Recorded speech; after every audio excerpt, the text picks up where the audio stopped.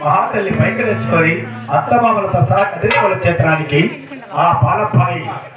ఆ యొక్క పొలగంపల్లి దగ్గర పొలగం పనిదలు పెట్టి ముత్యాలవ చెరుపై గడ్డ తెప్పి పాలపాయన రోకలు వదిలి స్నానం చేసి